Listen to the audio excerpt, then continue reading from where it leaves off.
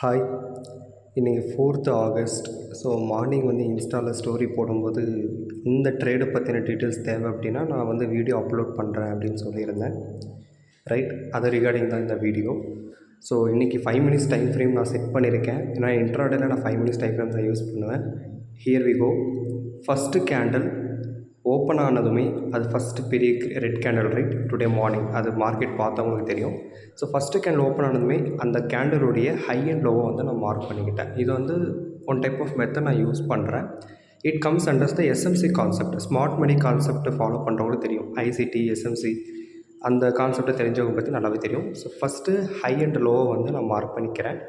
இப்போ என்னுடைய அடுத்த மூவ் என்ன அப்படின்னா, இந்த லோ இல்லைனா ஹை எனக்கு பிரேக் பண்ணி பாடி க்ளோஸ் வச்சு கன்ஃபர்மேஷன் கொடுத்துன்னா ட்ரேடு போகலாம் அப்படின்றது. இன்றைக்கி எக்ஸ்பைரி டேவும் கூட அதை ஞாபகத்தில் வச்சுக்கிட்டேன். ஸோ ஃபஸ்ட்டு இனிஷியலாக பார்த்தீங்க அப்படின்னா மார்க்கெட் அதோடைய லோவை பிரேக் பண்ண முடியாமல் அங்கேருந்து கொஞ்சம் லைட்டாக ஏற ஆரம்பித்த மார்க்கெட். பிசிஆருமே 1.5லேருந்து 1க்கு கீழே போகாமல் 1லே தடுத்து நிறுத்தினால அங்கேருந்து லோ பிரேக் பண்ண முடியாமல் மார்க்கெட் மேலே போச்சு. பட் 50% மேலே போன மார்க்கெட் எகெயின் அதோடைய ஹையை கூட பிரேக் பண்ண முடியுமா அங்கேருந்து இறங்க ஆரம்பித்த மார்க்கெட். இப்போ லோவை உடச்சி எனக்கு கன்ஃபர்மேஷன் கொடுத்துச்சுன்னா என்ட்ரி போவேன். ஸோ ஜஸ்ட் வெயிட் பண்ணிகிட்ருக்கேன். இந்த லோவை உடச்சி எனக்கு நியூ லோ க்ரியேட் பண்ணணும். அந்த நியூ லோவையும் உடச்சி எனக்கு கேண்டில் பாடி க்ளோஸ் வைக்கணும். I'm just waiting for that. Okay, நம்ம லோ கிட்ட வந்துட்டோம். இப்போ லோவை பிரேக் பண்ணியிருக்கோம். இந்த கேண்டலுடைய லோவை பிரேக் பண்ணி பாடி க்ளோஸ் வச்சது அப்படின்னா 24,600 ரீஜன் கிட்டே என்னுடைய என்ட்ரி நான் ப்ளேஸ் பண்ணுவேன். ஏன்னா நமக்கு புட் ஷாட் அந்த இடத்துல ரொம்ப அடி வாங்கி கால் ஷாட் இன்க்ரீஸ் ஆனதை பார்க்க முடிஞ்சது. அண்ட் சைட் பை சைட் பிசிஆரும் நான் பார்த்துக்கிட்டு இருக்கேன். ஓகே, அந்த லோவை இன்னும் நம்ம பிரேக் பண்ணல. இதோ இந்த இடத்துல நம்ம பிரேக் பண்ணி கேண்டில் பாடி க்ளோஸ் வச்சாச்சு. ஸோ இப்போ பாடி க்ளோஸ் வச்சதுக்கப்புறம் இந்த இடத்துல நம்ம 24,575 கிட்ட நம்ம பாடி க்ளோஸ் வச்சுருக்கோம். இப்போ 24,600 ரீஜன் 24,598 நான் என்ட்ரியாக சூஸ் பண்ணிக்கிட்டேன். இப்போ நான் செல் சைட் ட்ரேடு போகலான்னு இருக்கேன். ஸோ ஷார்ட் பொசிஷனாக நான் சூஸ் பண்ணிக்கிறேன். பிஃபோர் தட் இந்த கேண்டலுடைய லோவையும் நான் மார்க் பண்ணிக்கிறேன். ஸோ இதுதான் நியூ லோ. மார்னிங்லேருந்து 3 லோஸ் பார்த்துட்டோம். இந்த தேர்டில் தான் இருக்கிறதுலே செகண்ட் கன்ஃபர்மேஷன் கொடுத்துருக்கக்கூடிய புது லோ. இப்போ நான் ஷார்ட் பொசிஷன் சூஸ் பண்ணிக்கிறேன். இப்போ 24,600 ரீஜன் கிட்ட நான் இப்போது என்ட்ரி போகிறேன்.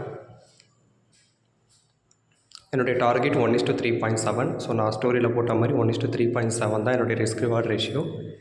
அண்ட் என்னுடைய என்ட்ரி 24,600 புட் ஆப்ஷனில் 65 ரூபாவில் நான் என்ட்ரி போயிருக்கேன். இப்போ நான் ப்ளே பண்ணுறேன். ஜஸ்ட் இந்த எப்படி என்னுடைய என்ட்ரி எடுத்ததுக்கப்புறம் மார்க்கெட் டார்கெட் ஹிட் ஆச்சுன்றதை ஜஸ்ட் லைவாக இப்போ நீங்கள் பார்க்கலாம். இப்போ நான் ப்ளே பண்ணுறேன். ஜஸ்ட் அது எப்படி டார்கெட் ஹிட் ஆகுதுன்றதை மட்டும் பாருங்கள். டார்கெட் என்ட்ரி அடித்தாச்சு. என்ட்ரி எடுத்ததுக்கப்புறம் மார்க்கெட் என்னோடய டைரெக்ஷனை நோக்கி target hit. So 1:3.7 target hit ஆகிடுச்சு. ஸோ இப்படி தான் இந்த ட்ரேட் நான் போனேன். பட் இதுக்கு எனக்கு ரொம்பவும் யூஸ்ஃபுல்லாக இருந்தது என்ன அப்படின்னா, என்னுடைய எப்பயுமே ஃபாலோ பண்ணக்கூடிய method. At the same time நான் அப்ஸ்டாக்ஸில் நான் யூஸ் பண்ணக்கூடிய Nifty spot chart and future chart வேல்யூஸை நான் காட்டிடுறேன். இந்த லெவல்ஸ் எல்லாமே நான் ஏற்கனவே மார்க் பண்ணியிருக்கக்கூடிய லெவல்ஸ். இது எல்லாமே பெர்மனண்ட் லெவல்ஸ். எப்பயுமே இந்த லெவல்ஸ்குள்ளே மார்க்கெட் ரியாக்ட் ஆகும். எக்ஸாம்பிள் 510 அதுதான் என்னுடைய டார்கெட்டாக வச்சுருந்தேன். 462 என்னுடைய லோ அண்டு சப்போர்ட். அதுக்கு கீழே மார்க்கெட்டை போக விடலை. நிஃப்டி ஸ்பாட்டில் நீங்கள் அதை கண்கூடாக பார்க்கலாம். இதே மாதிரி நிஃப்டி ஃபியூச்சர்ஸ் நான் அதையும் காட்டிடுறேன். நிஃப்டி ஃபியூச்சர்ஸில் பார்த்தீங்கன்னா பாசிட்டிவ் ஓப்பனிங் ஆஃப் த டேன்னு சொல்லக்கூடிய 24,732. நெகட்டிவ் ஓப்பனிங் நமக்கு 24,658. நான் அதையும் மார்க் பண்ணுறேன். பட் நியூட்ரலாக ஓப்பன் ஆச்சு மார்க்கெட் இன்றைக்கி ஃபியூச்சர்ஸில் 732க்கும் 658க்கும் நடுவில் ஓப்பன் ஆன மார்க்கெட். ஃபஸ்ட்டு இனிஷியலாக negative opening of the day break பண்ண ட்ரை பண்ணுது. ஸோ பிரேக் பண்ண முடியாமல் எகெயின் மேலே போய் கீழே வந்தப்போ negative opening of the day break பண்ணி ஃபஸ்ட் இன்ட்ராடே டிஃபரன்ஸ் 628 பிரேக் பண்ணுறோம். ஒன்ஸ் அந்த இடத்த பிரேக் பண்ணதுக்கப்புறம் நம்ம செகண்ட் இன்ட்ராடே டிஃபரன்ஸ் சொல்லக்கூடிய 562 அந்த லெவலில் ரீச் பண்ணுறோம். அங்கே தான் நமக்கு டார்கெட்டும் ஹிட் ஆகுது. ஒன்ஸ் 562 ரீச் ஆனதுக்கப்புறம் அடுத்த 2 க்ரீன் கேண்டல் பார்க்கலாம். அதை பிரேக் பண்ணதுக்கப்புறம் 24,532 அதுதான் நமக்கு ப்ராஃபிட் புக்கிங் மார்க்கெட்டுடைய எண்ட் பாயிண்ட்டும் கூட. அது கீழே 488 அப்படிங்கிறது நமக்கு பியர் மார்க்கெட்டுடைய ஸ்டார்டிங் பாயிண்ட். அந்த இடத்துல மார்க்கெட்டை தடுத்து நிறுத்தினதை நம்மளால் பார்க்க முடியும். அண்ட் ஓவராலாக மார்க்கெட் எண்டிங் செஷனில் லாஸ்ட் 1 ஹவர் அக்யூமுலேட் ஆன ரேஞ்சுமே நமக்கு இந்த 488லேருந்து 532 அதுக்கப்புறம் அதுக்கு மேலே இருக்கக்கூடிய இன்ட்ராடே டிஃபரன்ஸ் சொல்லக்கூடிய 562 இந்த ரேஞ்சில் மட்டும்தான் மார்க்கெட் வந்து அக்யூமுலேட் ஆகிருக்கு. ஃபியூச்சர்ஸில் ஒரு பெரிய க்ரீன் கேண்டல் பார்க்க முடியாது, ஆனால் நம்மளால் ஸ்பாட் சார்ட்டில் அந்த பெரிய க்ரீன் கேண்டல் பார்க்க முடியும். இதுக்கான ரீசன் உங்களுக்கு நல்லா தெரியும். மார்க்கெட்டுடைய டைமிங்ஸ் மாறி இருக்குது.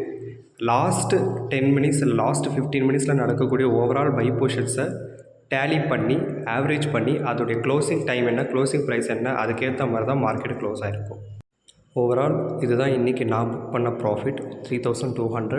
2 லாட்டுக்கு 25 பாயிண்ட்ஸ் கேப்சர் பண்ணேன். ஜஸ்ட்டு ஃபியூ மினிட்ஸில் என்னுடைய டார்கெட் ஹிட்டு. ஸோ இந்த ட்ரேடுக்கான ப்ரூஃப்.